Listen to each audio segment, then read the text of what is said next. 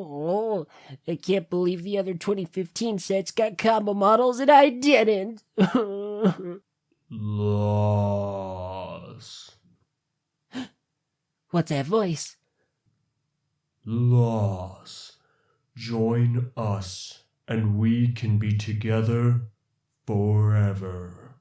You really mean it? I'm on my way! Man, I can't believe the other Uniters got to be a part of combos and I didn't! Wait, what's that sound?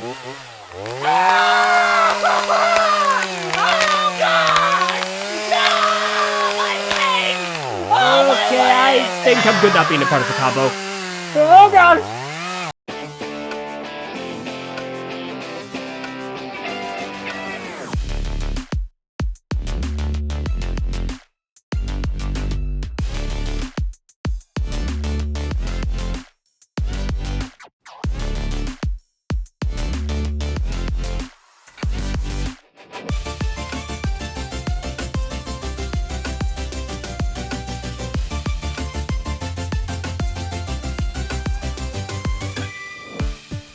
Hello everyone, and welcome to the final Remixed Review. Today we're taking a look at every combo and alternate model released for Bionicle for the year of 2016. As usual, these will all be based off my personal opinions, which will be based off of my experience with these models. Additionally, if you want to join in the conversation, head on over to the TTV message boards at board.ttvchannel.com. Need to be 13 years or older, and read the rules, and you'll have a good time. Without further ado, let's finish this.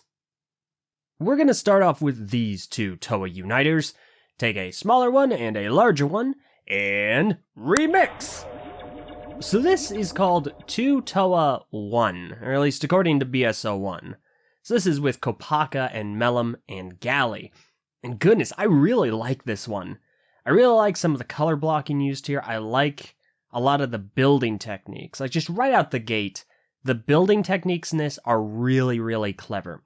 Looking at the torso real fast, this is where you're going to find the bulk of them. I'm just floored at how they pulled off these shoulders. It's just super, super cool. The rest of the build is generally fairly straightforward, with the exception of one of the weapons. We're going to hop over there. This weapon, it has two functions. One, it opens up. Like these blades just open up real wide. And to me, that's just really impressive. The other one is just, of course, the launcher. Just you turn this back here and it fires and it's whatever. The other weapon is not as impressive to me because it just feels a little weird. He's got this huge gun that opens up with two blades, and then he has this, I don't know, almost looks like an engine on a stick. Like it's a staff of some sort. I just don't think it's very cool looking on this character with the other weapon. I would have rathered something else. I just don't know what. He does have a standard amount of articulation. Of course, with the exception of his shoulders, he does have these two shoulder pauldron things that move, and then the bear claw piece in the back that also moves. I don't really get why that's there. And finally, one neat detail is that he has a monocle. He's got a chain that goes back, and he's got a little monocle. I just find that kind of cool. Overall, I certainly recommend people try and build this. It's a lot of fun. It looks really cool. I just really like it. I think they did a really good job with this one. Let's move on. Next up, two more Toa. This time, it's Pohatu Uniter and Tahu Uniter. So we're going to take these two and remix! So this one, again, really, really cool. I really do like it. However, between the two of them, this one isn't my favorite, but it's still really good. The build is a little more straightforward, but it's still really impressive. I think the most interesting aspect of this build would be the arms. Unfortunately, they're also my least favorite part of the build. So they're interesting in the method they used. I think it's kind of cool to see them be so experimental. Unfortunately, they're also really flimsy. They kind of move around a little bit in a place they're just not supposed to. They are a little short, a little too short in my eyes, but these aren't huge issues, they're just minor nitpicks. Again, something I really like about this is the color blocking. Those legs especially, I really like how those are just these kind of golden, I don't know, boots almost, and then they come up into the rest of the armor. I just think that's really neat. This character has, again, a standard amount of articulation. However, in the back, we have these wings of sorts. Those are really cool. They're metal. Again, color blocking wise, they're just metal. There isn't a whole lot of other silver on this character. It looks really good. Moving on to weapons, he has two. He has a sword with Pohatu's ball and chain at the end. This looks really cool. I actually really like its design. And on the other hand, you have a shield using Pohatu's torso piece and one of his armor pieces. This has a point of articulation. I don't like that aspect of it, but it's still a really cool looking shield. And I like how they contain a lot of Pohatu's colors to the weapons specifically, as to not mess with the rest of the color scheme being, well, just Tahu's. One last minor thing I forgot to mention during the arm portion. He's got these two fire pieces coming off the arms. I love that. Gosh, that looks so cool. It's like he's just emanating flames, and it's just, I really like it. So yeah, overall, again, I really like this combo model. It's a very classic combination between two characters, two sets, and it just makes something super freaking rad. I'm really disappointed we didn't get to see something between Onua and Liwa, but the ones we got, I think, are really sweet. So I definitely recommend try and build this sometime. It's a lot of fun. So let's go and move on. Alright, so now we're going to take the villains for the wave. We're going to take these 4 sets and remix! So this is definitely my least favorite of the quote-unquote official combination models for this year. It's definitely the largest, taking 4 sets to combine, and I definitely think it's the weakest. Because at the end of the day, this is really just Umrak the Destroyer with some added-on pieces. The unfortunate part about this combination model is that it is really just Umrak the Destroyer with the add-ons, but they're add-ons in such a way where you have to take apart the other characters.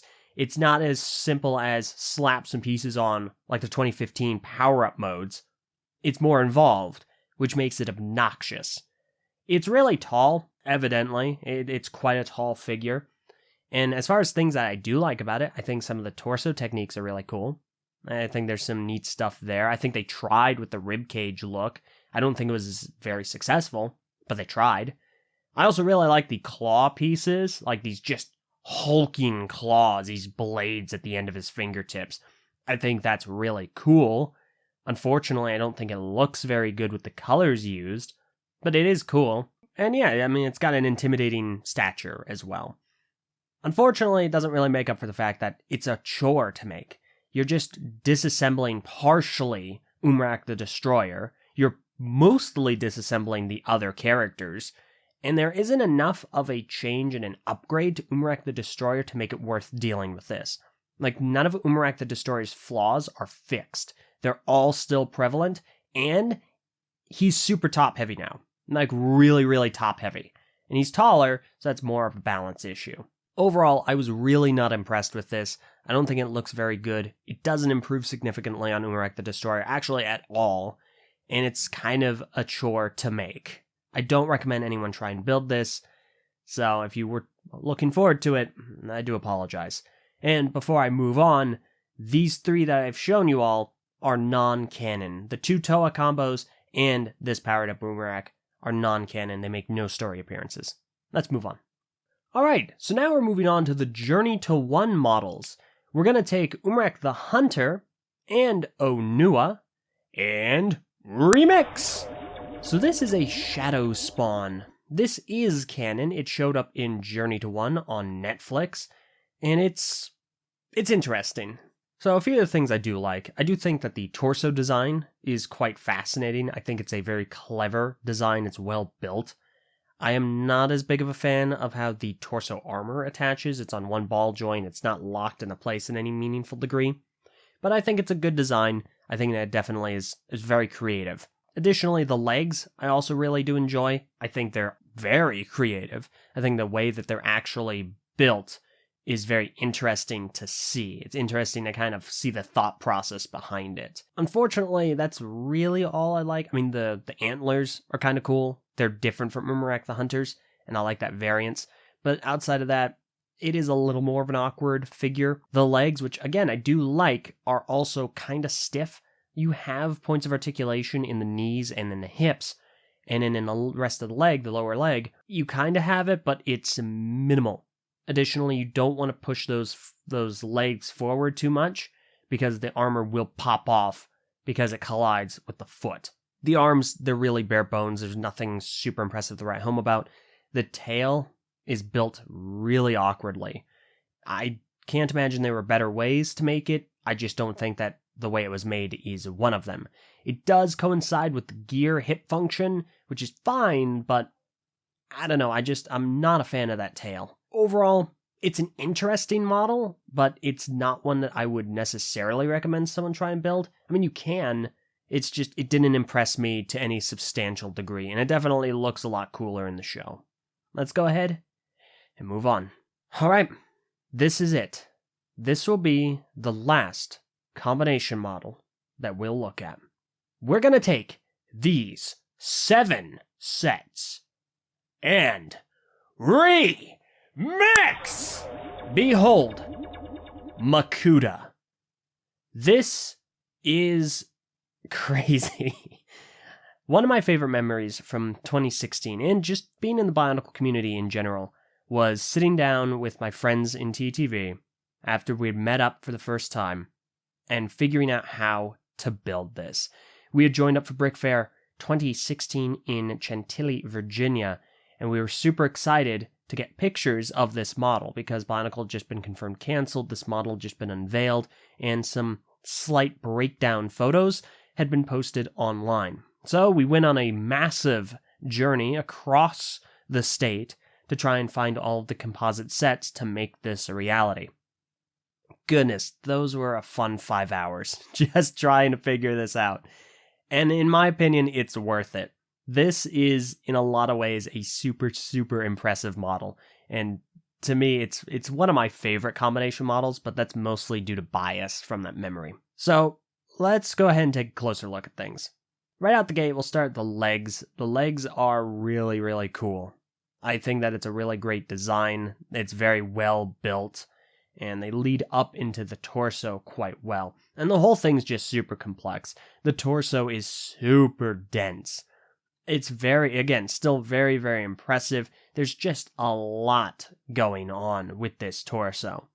Points of articulation. It has so many points of articulation. You've got it in the legs. You've got it in these kind of skirt pieces around the waist. You've got points of articulation in the torso. You've got it in the arms, of course. The arms having the standard in the shoulders, the elbow. You've got plenty of points of articulation in the hands. You've got up on his shoulders these two kind of pauldron things that move up and down, and they're on a ball joint. And then, of course, 2 in the neck, because he has a longer neck. It's just chock full of articulation. Color scheme-wise, it's pretty consistent. You've got this nice, bright, transparent orange. You've got gunmetal. You've got gold. You've got just a slew of black, and then some gray and silver. It definitely looks very intimidating and very menacing. Functionality-wise, we're going to move to the arms, because that's really where the functions are. On his left arm, he has this kind of blade claw thing that'll shoot outward. It's got a rubber band from Loss, and it just shoots out. Now, it does come into conflict with this arm, this hand, actually, and that is a little irritating, but it's not a huge issue. It just depends on how you orient it. And then, my favorite function from this set is on the other hand.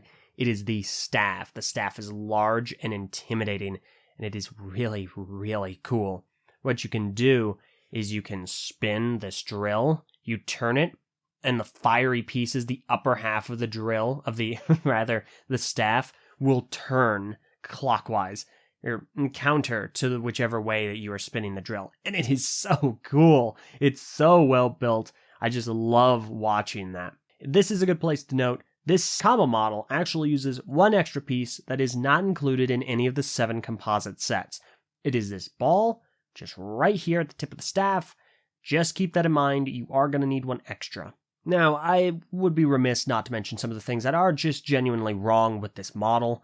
Unfortunately, it is super top-heavy. There are a lot of pieces being used in this figure's construction, and because of that, it is really, really top-heavy.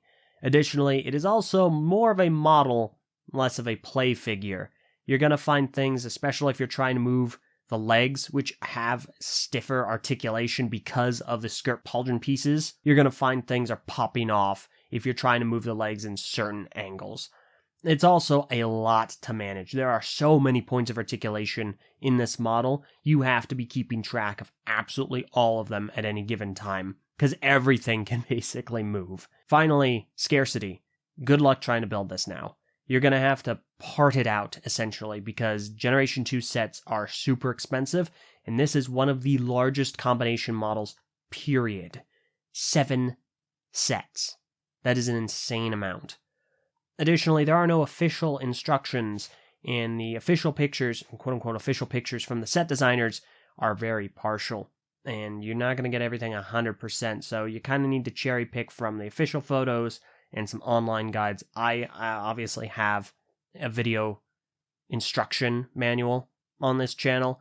It's not 100%, so there's a correction video. Even then, I can't guarantee it's absolute, but it's a really good place to start. Finally, there are actually 2 versions of this model. The one I've been discussing has been the technical non-canon version. This is one that is displayed by the designers in one of the more classic photos with the subtraction of a mask of ultimate power. So this is your very stock version of Makuta. The other one, however, is the Journey to 1 edition. This gets rid of the chain, the mask chain, which is kind of restrictive anyway. It gets rid of it, it adds 1 extra shell, and of course includes a black mask of ultimate power, like has been seen in Journey to 1. You can also use a gold one. The set designers have a gold one that's shown in several of their photos, so it's really up to you. I like this version more. It looks like a more battle-ready Makuta. The chain, which I was never a fan of, is gone. You have the symmetry in those shells. You can see this in Journey to 1, of course. So there aren't a whole lot of changes made, but there are enough to make it more aesthetically pleasing. There are going to be fewer pieces involved in this design, and you do need to get a Mask of Ultimate Power from Shapeways or print it yourself. And there are a lot of really good ones online. This is the one by Cyberhand. There is another one that is better, and I'll go ahead and link that one in the description below. I'm definitely looking to get that one at some point, because it looks like a more accurate one. And the person that made it actually worked with one of the set designers on how it would have been done by LEGO and getting it as close to it being done by LEGO as it was possible. So definitely go and check that out. No, we're not sponsored by him. So yeah, overall, I'm just super impressed with this model. It is one of my favorite combination models, period. I'm super biased because I have a lot of personal experiences with it and they're all positive, but I also just think it's super impressive. Is it as refined and as clean as a lot of other LEGO combination models are? No. Is it still super cool and super gratifying to have and to have built and to get to look at and handle? 100%. One of my favorites. If you're ever in a position to try and make this, I highly recommend at least trying. I can't guarantee you're going to like it, but I certainly recommend giving it a shot. It's really cool, it's really impressive, and it's kind of a fitting way to end the Bionicle combination and alternate models. And that is it. Those have been the combination and alternate models of Bionicle. I have no more that I can go over. Is it possible that after this video is released, after 2020, we're going to get more that are unveiled? Some secret ones that were never released to the public? Certainly. And is it possible that I might make like a one-off video on my channel talking about them? Also certainly possible. But as far as I'm concerned, I am done. These have been the alternate and combination models for Bionicle in totality. Overall, Bionicle has had a very interesting dabbling in alternate and combo models. There have been so many spectacular ones made, so many impressive and ingenious designs meant to fill the world, meant to show so many different things you can do with your stock sets. I think there have been some incredible combination models or alternate models that just take the building system to a whole new level. Ones that look fantastic and ones that play fantastic. On the flip side, there have been some truly awful ones. Ones that warp pieces, ones that use builds which will eventually wear down on parts. Just ones that, honestly, just look terrible. They're flimsy, they're awful, they're not fun, they're not cool. But it's that variance that makes it an exciting prospect.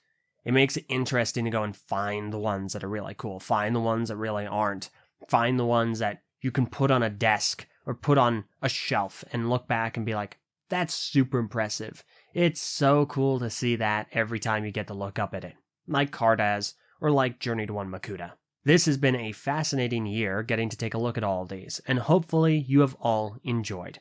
Thank you all so much for following me on this journey and following me on this series. Hopefully it was worth it. And thank you all for your patience in them coming out. That does it. Join me next time when I release the largest video I have ever made, and my last Bionicle set video for the TTV channel. Thank you all so much for watching. I'll see you all next time. Farewell.